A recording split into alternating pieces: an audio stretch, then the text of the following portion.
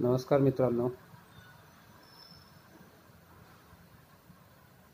मी advocate Prashant Patil आपणासमोर social मीडियाच्या माध्यमातून येण्याचं कारण खरं तर मंडळी आपल्या सर्वांना माहिती आहे की संपूर्ण भारत देश हे महाराष्ट्र राज्य कोविड-19 या जागतिक महामारीच्या साथीला आजाराला हा भारत देशसुद्धा सामना करतोय आणि हे आलेलं संकट अत्यंत धीरोदत्तपणे हा संपूर्ण भारत देश या भारत देशातले तमाम नागरिक त्याचा संघर्ष करत आहेत, त्याला रोखून धरत आहेत. आणि म्हणून मग त्या निमित्तानं किंवा त्या कारणानं साधारण गेले 3.5 महिन्यापासून संपूर्ण भारत देशामध्ये लॉकडाऊन आहे.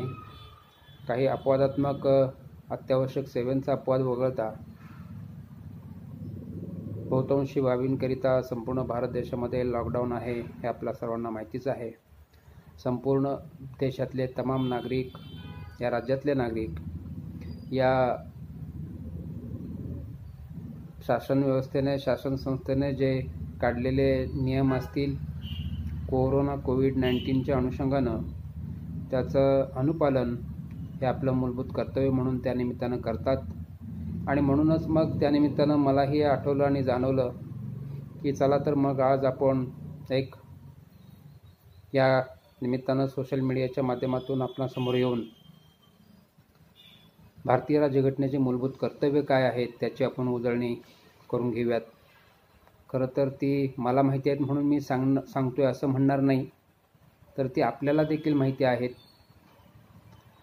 कारण भारतीय राज्यघटना या भारत देशामध्ये ॲडॉप्ट केली किंवा जी अवलंबली गेली, अंमलात आणली गेली, लागू झाली या देशाला, तेव्हापासून या देशातले सर्व नागरिक ही राज्यघटनेतील सर्व तरतुदी, राज्यघटनेमध्ये असलेला जो अंतर्भाव आहे तो या देशातल्या प्रत्येक नागरिकाला माहिती आहे, असं गृहीत धरलेलं आहे, असं मान्य केलेलं आहे, असं स्वीकारलेलं आहे. त्यामुळं त्यानिमित्तानं मी आज आपल्याला एवढंच म्हणू इच्छितो की मी या निमित्तानं आपल्यासमोर फक्त या मूलभूत कर्तव्य जो प्रकरण आहे भारतीय राज्यघटनेमध्ये त्याची उजळणी करण्यासाठी मी आपल्यासमोर येत आहे. माझ्या मित्रांनो, आपण भारतीय राज्यघटनेची मूलभूत कर्तव्य काय आहेत, कसे आहेत ते तर आपण पाहणारच आहोत. परंतु ते मुख्यत्वे आपण पाहण्यापूर्वी जर या मूलभूत कर्तव्याची व्याप्ती, मूलभूत कर्तव्याचं उद्दिष्ट, मूलभूत कर्तव्याची पार्श्वभूमी या भारतीय राज्यघटनेत कशी आणि कशा पद्धतीनं आहे याचं जर आपण थोडंसं हे मुद्दे विचारात घेतले किंवा ह्या मुद्द्याजवळ गेलो तर निश्चितच आपल्याला या मूलभूत कर्तव्याची जी भारतीय राज्यघटनेत सूची दिलेली आहे त्याच्या जवळ निश्चित जाता येईल असं मला वाटतं. खरं तर मित्र, आपल्याला माहिती आहे की 15 ऑगस्ट 1947 रोजी भारत देशाला स्वातंत्र्य मिळालं. 26 जानेवारी 1950 रोजी भारत देशाला स्वायत्तता प्राप्त झाली. हे सार्वभौम राज्य झालं, हे गणराज्य झालं, हे या देशामध्ये लोकशाही प्रस्थापित झाली. बंधुभाव, समता, न्याय या देशामध्ये प्रस्थापित झालं. आता या भारतीय राज्यघटनेनं भारतीय राज्यघटनेच्या प्रस्तावनेमध्ये हे मान्य केलं. आणि अशी राज्यघटना की जी अमेरिकेच्या 2 पट आणि फ्रान्सच्या 5 पट अशी भली मोठी राज्यघटना अस्तित्वात आली गेली की ज्या राज्यघटनेच्या भाग 3मध्ये भारतीय नागरिकांना अत्यंत विस्तृत स्वरूपाचे मूलभूत अधिकार दिले गेले की जे अधिकार अत्यंत विशाल दृष्टिकोनातून त्याच्याकडं पाहिलं जातं. पर्टिक्युलरली राईट टू फ्रीडम ह्याच्यामध्ये जे स्वातंत्र्याचे साधारणपणे 6-7 अधिकार आहेत ते फार अत्यंत विशाल दृष्टिकोनातून त्याच्यामध्ये समाविष्ट केलेलं आहे किंवा समायोजन केलेलं आहे. आणि म्हणून मग असे हे हक्क समाविष्ट केलेले आहेत. खरं तर मला आणखीन एक मुद्दा सांगावासा वाटतो की घटनाकारांनी ही मूलभूत कर्तव्य घटना करताना त्यावेळेस 1950 साली किंवा घटना समितीची जे मसुदा तयार झाला समितीकडून त्या दरम्यान ही मूलभूत कर्तव्य का समाविष्ट केली गेलेली नव्हती याच्याबद्दलचं मी त्या खोलात जाण्यापेक्षा मला असं वाटतं की तमाम या पृथ्वीवरील मानव प्राणी जात आहे ती निश्चितच स्वार्थी आहे. आणि मग त्या मानव प्राणी जातीला आपल्या हक्काबद्दलची फक्त जाणीव असते, आपला हक्क फक्त अंमलबजावणीत करावयाचं समजत असतं, कळत असतं. परंतु त्याच वेळेस आपल्यावरती असलेले मूलभूत दायित्व असतात, आपल्यावरती असलेले मूलभूत कर्तव्य असतात, ते निभावण्यासाठी आपण नक्कीच त्या ठिकाणी कसूर करत असतो. ह्या मानवजातीचा दुर्गुण आहे. आणि खरं तर हक्क आणि कर्तव्य हे एकाच नाण्याच्या दोन बाजू आहेत असं म्हटलं जातं. असं हे थोर वैचारिक तज्ज्ञांनी हे अनेक वेळा प्रकट केलेलं आहे आणि ते सिद्धही करून दाखवलेलं आहे. आणि मग अशा परिस्थितीमध्ये, अशा जडणघडणीमध्ये भारतीय नागरिकांना मूलभूत अधिकार दिले गेलेले आहेत. परंतु मग ह्या मूलभूत कर्तव्य बजावण्यासाठी नक्कीच भारतातले नागरिक तरी कसे अपवाद असतील, किंवा भारत देशातले नागरिक तरी त्या बाबीला कर्तव्य बजावण्यासाठी कसे अपवाद असतील. म्हणून मग कुठंतरी भारतीय नागरिकांना जाणीव व्हावी, कुठंतरी त्या ठिकाणी भारतीय नागरिकांना त्याच्याबद्दलचं एक अवेअरनेस यावा आणि त्यानिमित्तानं एक कायद्याचं राज्य प्रस्थापित व्हावं, बंधुभाव समता निर्माण व्हावी, की जे भारतीय राज्यघटनेच्या प्रस्तावनेमध्ये समाविष्ट केलेलं आहे. त्याच्या अनुषंगानं कुठंतरी हे भारतीय नागरिकांना ह्या कर्तव्याची जाणीव व्हावी. म्हणूनच्या निमित्तानं भारतीय राज्यघटना अस्तित्वात आल्यानंतर 1976 साली स्वर्ण सिंग समितीचा अहवाल संसदेमध्ये, लोकसभेमध्ये सादर झाला आणि त्या अहवालाच्या अनुषंगानं, त्या अहवालाचा आधार घेऊन, त्या अहवालाचा बेस घेऊन या भारतीय राज्यघटनेमध्ये 42वी 1976 साली घटनादुरुस्ती झाली. आणि त्या 42व्या घटनादुरुस्तीनं भारतीय राज्यघटनेमध्ये भारतीय राज्यघटना प्रकरण 4 भारतीय राज्यघटना कलम 51 आणि त्याच्यामध्ये असलेली एकूण साधारणपणे त्यावेळेस सुरुवातीच्या काळात 1976 सालची जी दुरुस्ती होती त्या दुरुस्तीच्या अनुषंगानं एकूण साधारण 10 मूलभूत कर्तव्य ही त्यावेळेस समाविष्ट केली. आणि त्याच्यानंतर अलीकडे परत मग 2000 सालाच्या दरम्यान भारतीय राज्यघटनेत एक दुरुस्ती झाली आणि त्याच्यामध्ये एक 11वं कर्तव्य, आणखीन मूलभूत कर्तव्य समाविष्ट केलं. तर अशा परिस्थितीमध्ये ही भारतीय राज्यघटनेची मूलभूत कर्तव्याची यादी, सूची याच्यामध्ये अंतर्भाव केलेली आहे. त्याच्या पाठीमागचा घटनाकारांचा दुरुस्तीकारांचा किंवा घटना दुरुस्त करून त्या स्वर्ण सिंग कमिटीचा उद्देश एवढाच होता की या देशातल्या नागरिकांना ज्यावेळेस त्यांच्या हक्काबद्दलची घटनेनं एक हमी दिलेली आहे, त्याच वेळेस त्या ठिकाणी या घटनेच्या प्रती नागरिकांनी त्यांच्या घटनेबद्दल असलेलं दायित्व आणि घटनेबद्दलचा असलेला आदर हा कुठंतरी एक त्या ठिकाणी त्यांना जाणीव व्हावा, किंवा त्याच्यातून त्या मार्गाने त्यांनी प्रयाण करावं किंवा प्रवास करावा नागरिकांनी त्यांच्या दैनंदिन जीवन जडणघडणीमध्ये. म्हणूनच्या निमित्तानं याचं उद्दिष्ट हे की हे भारतीय राज्यघटनेच्या भाग 4 मध्ये मूलभूत कर्तव्य समाविष्ट केलेले आहेत. माझ्या मित्रांनो, भारतीय राज्यघटनेचं प्रकरण 4 कलम 51 यामधील पहिलं जे कर्तव्य आहे ते साधारणपणे अशा अर्थानं आहे की या देशातल्या प्रत्येक नागरिकानं राज्यघटना आहे ती राज्यघटनेचं पालन केलं पाहिजे. आणि त्याचबरोबर राज्यघटनेचं पालन करत असताना या देशाचा असलेला ध्वज, या देशाचं असलेला राष्ट्रगीत याचाही या ठिकाणी आदर केला पाहिजे. त्याचं म्हणजे कारण असं की राज्यघटनेला आपण बांधील आहोत किंवा राज्यघटनेचं आपण अनुपालन केलं पाहिजे. खरं तर भारतीय राज्यघटना ही ह्या देशामध्ये असलेले जे इतर भारतीय राज्यघटनेच्या अखत्यारीत कार्य करत असणारे जे काही राज्याचे, शासनाचे जे काही कायदे आहेत ते हे संपूर्ण ह्या कायद्यांची माता किंवा जननी ही भारतीय राज्यघटना आहे. आणि मग त्याच वेळेस त्या ठिकाणी भारतीय नागरिकांना ज्यावेळेस मूलभूत अधिकार दिलेले आहेत त्यावेळेस भारतीय नागरिकांनी सुद्धा त्या ठिकाणी त्या घटनेच्या प्रती आदर बाळगला पाहिजे. त्या घटनेनं दिलेले मार्गदर्शन, एक सूचना असेल, त्या घटनेनं दिलेले अधिकार असेल, त्या घटनेनं बहाल केलेली कर्तव्य असतील, त्याचं शास्ती किंवा त्याच्या अनुषंगानं त्याचं अनुपालन करण्याची हे या भारतीय नागरिकाचं मूलभूत कर्तव्य आहे. आणि म्हणून मग घटनेला आपण बांधील आहोत. ज्या घटनेबद्दल आपण आदर बाळगणं हे नक्कीच आपलं आद्य कर्तव्य आहे. त्यानिमित्तानं हे 1 नंबरचं कर्तव्य याच्यामध्ये समाविष्ट केलेलं आहे. आणि आर्टिकल 51 त्यातला क्लॉज बी किंवा क्लॉज 2 म्हणूया, क्लॉज 2 आर्टिकल 51 ह्याच्यातलं जर आपण हे पुढचं मूलभूत कर्तव्य पाहिलं तर त्याच्यामध्ये स्पष्टपणे एक सूचना किंवा एक सूची अशी आहे की या देशासाठी स्वातंत्र्य मिळवण्यासाठी ज्या लोकांनी आपल्या प्राणांची आहुती दिली, या देशासाठी स्वातंत्र्य मिळवण्यासाठी आपल्या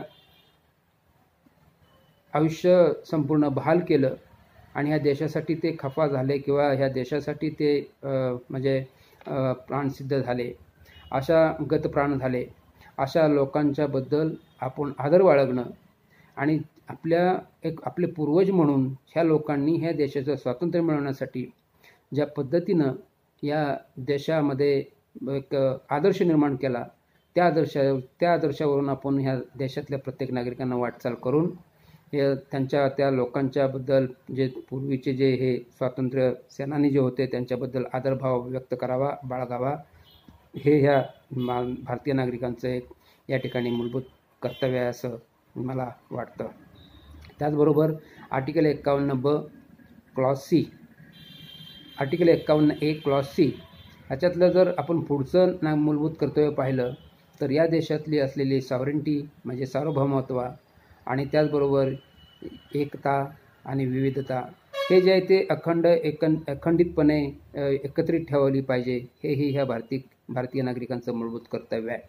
त्याचबरोबर आर्टिकल 51A क्लॉज डी त्यातलं जर आपण बघितलं तर हे भारत देशाचं स्वातंत्र्य संरक्षण करणं आणि त्याचबरोबर आवाहन केलं संरक्षण करणं अशा अर्थानं मी म्हणतो की त्याच्याबद्दलचा मी पुढं आणखीन विस्तारितपणे सांगणार आहे की या देशामध्ये परकीय आक्रमण झालं किंवा ह्या देशाच्या संरक्षणासाठी जर देशाकडनं किंवा शासन व्यवस्थेकडनं त्यावेळेस त्या ठिकाणी नागरिकांना देशाच्या संरक्षणासाठी कॉल आला तर त्यावेळेस त्या ठिकाणी या देशाचा एक नागरिक म्हणून, एक जबाबदार व्यक्ती म्हणून त्यावेळेस त्या ठिकाणी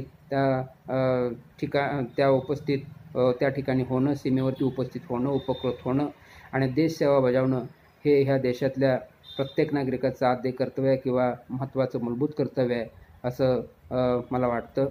त्याचबरोबर आर्टिकल 51A क्लॉज ई धार्मिक, भाषिक आणि प्रादेशिक किंवा वर्गीय भेदांच्या पलीकडे जाऊन भारतातील सर्व जनतेमध्ये सामस्य, बंधुत्व ही भावना वाढीला लावणे आणि त्याचबरोबर स्त्रियांच्या प्रतिष्ठेला कुठलेही उणेपणा आणणाऱ्या ज्या प्रथा आहेत, रूढी आहेत, ज्या गैर परंपरा आहेत त्याला कुठेतरी छेद देणं किंवा त्याचा तिरस्कार करणं किंवा त्याला बंदी घालणं थोडक्यात किंवा त्याला मनाई करणं अशा पद्धतीने किंवा त्याला तिलांजली देणं आणखीन अशा भाषेमध्ये मी म्हणतो की ह्या गोष्टींचं पालन करणं भारतीय नागरिकांचं मूलभूत कर्तव्य आहे.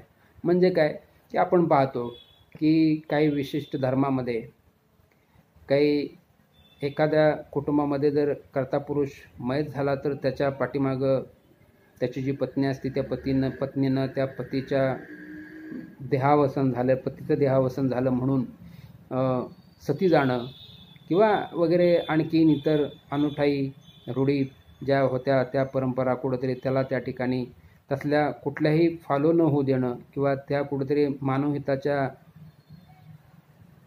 विरुद्ध होत्या आहेत म्हणून त्याला कुठंतरी पायबंद घालणे, त्याला आळा घालणे एक उदाहरणार्थ म्हणून मी आपल्याला ह्या पद्धतीनं सांगण्याचा एक प्रयत्न केला.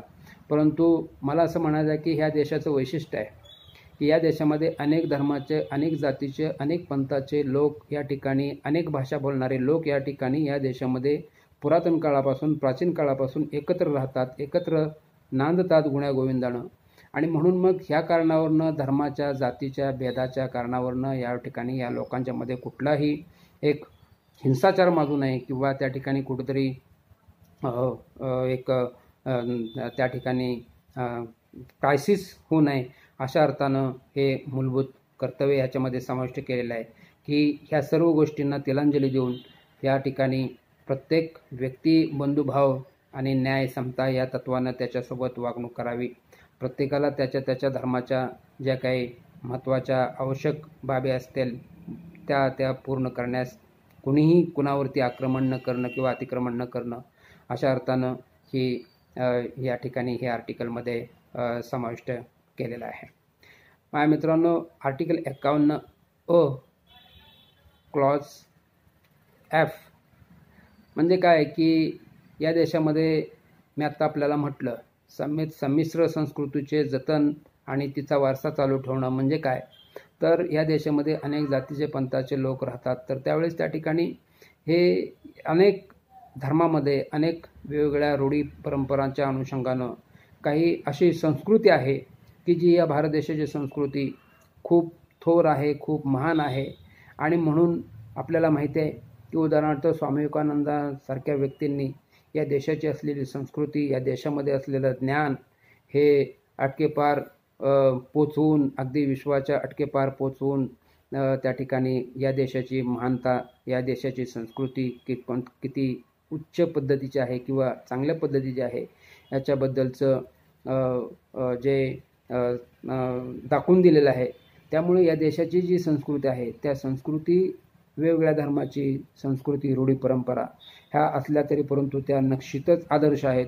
तर त्या संस्कृतीचं जतन करणं, त्या संस्कृतीचा वारसा जो आहे तो तसाच पुढं पिढ्यानपिढ्या परंपरा ती चालू ठेवणं. आणि आपल्याला माहिती आहे की ह्या संस्कृतीच्या निर्मितीतून अनेक समाज किंवा अनेक व्यक्तींचा विकास होऊ शकतो, घडू शकतो. आणि म्हणून मग तो वारसा जतन करून ठेवणं, तो वारसा पुढं चालवणं, या अनुषंगानं ही संमिश्र संस्कृतीचे जतन आणि तिचा वारसा चालू ठेवणं हेही या ठिकाणी भारतीय नागरिकांचं मूलभूत कर्तव्य आहे. Article 51A clause G. या देशामध्ये हा देश विविधतेनं नटलेला आहे. एकतेतून विविधता, विविधतेतून एकता हे या देशाचं एक व्हाईस वर्सा अशा पद्धतीने एक हे वैशिष्ट्य आहे. आणि म्हणून मग ह्या देशामध्ये असलेलं एक वनसंपदा असेल, जलसंपदा असेल, सरोवरे असतील, नद्या असतील, प्रवाह असतील आणि वन्यजीव असेल किंवा आणखी इतर नैसर्गिक सौंदर्य वाढ करणारी अशा अनेक गोष्टी आहेत की त्या सर्व गोष्टींचं आपण एक मानव प्राणी म्हणून ज्यावेळेस त्या ठिकाणी वागणूक करत असताना इतर कुठल्या नैसर्गिक पर्यावरणाचा ऱ्हास होणार नाही आणि त्याचं कशा पद्धतीनं संवर्धन केलं जाईल ह्या पद्धतीचा सुद्धा या ठिकाणी या भारतीय नागरिकांनी विचार करण्याची गरज आहे, आवश्यकता आहे. म्हणून त्या अनुषंगानं हे सुद्धा आर्टिकल त्याच्यामध्ये समाविष्ट केलेलं आहे की वने, सरोवरे, नद्या, तलाव, वन्यजीव सृष्टी, पर्यावरण यांचं रक्षण करणं आणि सुधारणा हे करणं. दुसरं आर्टिकल 51A क्लॉज H. हे जर आपण पाहिलं तर त्यामध्ये असं त्या कर्तव्यसूचीमध्ये म्हटलेलं आहे की विज्ञाननिष्ठ दृष्टिकोन, मानवतावाद आणि शोधबुद्धी, सुधारणावाद यांचा विकास करणं. माझ्या मित्रांनो, मी आत्ता आपल्याला सांगितलं की स्वामी विवेकानंदांचं उदाहरण. मला असं म्हणायचं की या देशामध्ये असलेली संस्कृती ही इतकी प्रचंड महान आहे किंवा पुरातन आहे, तिला कुठंतरी नक्कीच जगाच्या बाजारामध्ये या संस्कृतीला नक्कीच एक फार मोठी किंमत आहे. आणि मग अशा परिस्थितीमध्ये या देशामध्ये असलेली संस्कृती आणि या देशामध्ये होत असलेलं वैज्ञानिक संशोधन यांनी जर एकत्र हातात हात घालून जर प्रवास केला तर निश्चितच हा देश महासत्ता बनल्याशिवाय राहणार नाही. आणि म्हणून मग ही प्रेरणा, हा उत्साह कुठंतरी भारतीय नागरिकांच्या मनामध्ये निर्माण व्हावा की ज्याच्या माध्यमातून त्या व्यक्तीचा व्यक्तिगत विकास होत असताना एक कुठंतरी वैज्ञानिकदृष्ट्या संशोधन व्हावं आणि त्याचबरोबर तो संशोधन विज्ञान प्रवास करत असताना, त्या व्यक्तीसमवेत प्रवास करत असताना संशोधनाच्या माध्यमातून त्याच वेळेस आपली संस्कृतीसुद्धा आहे ती कुठेतरी जतन केली जावी. त्या अनुषंगानं हे यामध्ये ह्या कर्तव्यसूचीमध्ये हे क्लॉज किंवा हा भाग मुद्दा ह्या भारतीय राज्यघटनेच्या मूलभूत कर्तव्याच्या यादीमध्ये समाविष्ट केलेला आहे असं मला वाटतं. माझ्या मित्रांनो, की आपण आर्टिकल 51A क्लॉज के जर पाहिला तर आपल्याला माहिती आहे की सार्वजनिक मालमत्ता हे कोणाच्या एकट्या खाजगी व्यक्तीच्या मालकीची किंवा कोणत्या गटाच्या मालकीची नसून ती सर्वसमावेशक गुण अशा पद्धतीनं सर्व लोकांच्या मालकीची आहे. आणि म्हणून मग कॉमन पीपल किंवा सर्वसाधारण व्यक्तीचा त्या ठिकाणी उपभोग करता असतो तर त्यावेळेस त्या ठिकाणी त्या मिळकतीचं नुकसान करणं हे कोणा एकट्या दुकट्या व्यक्तीला तो मुळीच अधिकार नाही, किंबहुना कोणत्या गटाला सुद्धा तो अधिकार नाही. अर्थातच ह्या देशाच्या असलेल्या मिळकतीचं संवर्धन करणं, संरक्षण करणं आणि शक्यतो सामूहिकरित्या जो कुठं हिंसाचार होतो आपण पाहतो तो हिंसाचार टाळणं हेही ह्या भारतीय नागरिकाचं मूलभूत कर्तव्य आहे. उदाहरणार्थ मला सांगावंसं वाटतं की आपण मेट्रोपॉलिटन सिटीजमध्ये अनेक वेळा आपण पाहतो की एक अत्यंत उग्र रूप धारण करणारं, शीघ्र रूप धारण करणारं एक हिंसाचार होत असतात. मग ते कुठल्या तरी कारणावरनं, मग जाती धर्माच्या कारणावरनं असतील किंवा व्यक्तिद्वेषाच्या, व्यक्तिभेदाच्या कारणावरनं अशा पद्धतीचे हिंसाचार होतात. आणि त्या हिंसाचाराच्या गैरमार्गातनं मग हे सार्वजनिक ठिकाणच्या मालमत्ता असतात की ज्या कॉमन पब्लिकला त्या ठिकाणी उपयुक्त असतात, त्या मिळकती किंवा तो उपभोग त्या मिळकतींचं, त्या संपत्तीचं ऱ्हास करणं किंवा त्याचं अस्तित्व नष्ट करणं किंवा त्याची विध्वंस करणं किंवा त्या जाळपोळ करणं वगैरे वगैरे ह्या गैरप्रकार असे हे होतात आणि म्हणून मग हे कुठं होऊ नयेत. खरं तर माझ्या मित्रांनो, हे भारतीय राज्यघटनेमध्ये सांगायचं कारण असं मूलभूत कर्तव्याच्या माध्यमातून की जर अशा कॉमन पब्लिक पीपलचं प्रॉपर्टीचं जर कुठं नुकसान होत असेल तर त्याच्याबद्दलचा काम करणारा कायदा हा निश्चितच ह्या राज्यघटनेच्या अंतर्गत काम करतोय. परंतु मला असं म्हणायचं आहे की एखाद्या व्यक्तीच्या गटाकडून अशा पद्धतीचं मिळकतीचं नुकसान झालं तर त्याच्यावरती त्या ठिकाणी त्या व्यक्तीविरुद्ध नुकसान भरपाईचा दावा करता येऊ करेल. शासन व्यवस्था त्या व्यक्तीविरुद्ध दावा करेल, त्या दोषी व्यक्तींच्या विरुद्ध गुन्हे दाखल करेल, त्यांना त्यांची न्यायालयामार्फत सुनावणी घेऊन त्यांना दोषी आढळले तर त्यांना शिक्षा करेल न्यायव्यवस्था वगैरे. हे सगळं बाब हे आफ्टर हॅपनिंग म्हणजे काही घडल्यानंतरचा हा पुढचा रेमेडी आहे. परंतु तत्पूर्वी ही घटनेमध्ये हे समाविष्ट करण्याचं उद्दिष्ट किंवा वैशिष्ट्य एवढं महत्त्व एवढंच आहे की prevention is better than cure. म्हणजे काय आहे की कुठलीही गोष्ट घडूच नाही म्हणून जर आधी उपाययोजना केली किंवा तशी जर आपण एक सूचना राज्यघटनेच्या माध्यमातून पुढं जर लोकांना आली आणि त्या लोकांनी जर ह्या बाबी त्याचं अनुपालन करून जर हे अनुपालन केलं तर निश्चितच अशा पद्धतीच्या घटना ह्या टाळल्या जातील आणि त्यामुळं मग निश्चितच एक देशाची कुठेतरी आणखीन विकासामध्येच भर पडेल असं म्हणलं तर वावगं ठरणार नाही. म्हणूनच्या निमित्तानं हे भारतीय राज्यघटनेमध्ये मूलभूत कर्तव्यांच्या यादीत याही गोष्टींचा समाविष्ट केलेला आहे की सार्वजनिक मालमत्तेचं रक्षण करणं आणि त्याचा हिंसाचाराचा पूर्ण निग्रह करणं हे एक महत्त्वाचं कर्तव्य याच्यामध्ये समाविष्ट केलेलं आहे. आणि यापुढं सेकंड लास्ट जे मूलभूत कर्तव्य आहे ते असं की हा देश सतत चढत्या क्रमाने कसा वरती जाईल, म्हणजे की सतत राष्ट्रीय उपक्रम, बुद्धी आणि सिद्धी याच्या श्रेणीतून याच्या माध्यमातून वरच्या क्रमात कसा जाईल आणि ह्या जगामध्ये हा संपूर्ण देश कसा एक नंबर 1 वरती पोहोचेल अशा पद्धतीनं इथल्या देशातल्या लोकांनी प्रयत्न केला पाहिजे. अशा अर्थानं ती त्या ठिकाणी समाविष्ट केलेली आहे असं मला वाटतं. माझ्या मित्रांनो, आणखी ज्यावेळेस भारतीय राज्यघटना 2000 सालाच्या दरम्यान दुरुस्त झाली आणि त्या ठिकाणी 82वी राज्यघटना अंमलबजावणीत आली, त्या 82 राज्यघटनेच्या अनुषंगानं शेवटचं एक मूलभूत कर्तव्य याच्यामध्ये समाविष्ट केलेलं आहे. ते मूलभूत कर्तव्य असं की या देशामध्ये असलेल्या घराघरामध्ये, कुटुंबामध्ये आपल्या पालकांनी त्यांच्या पाल्याला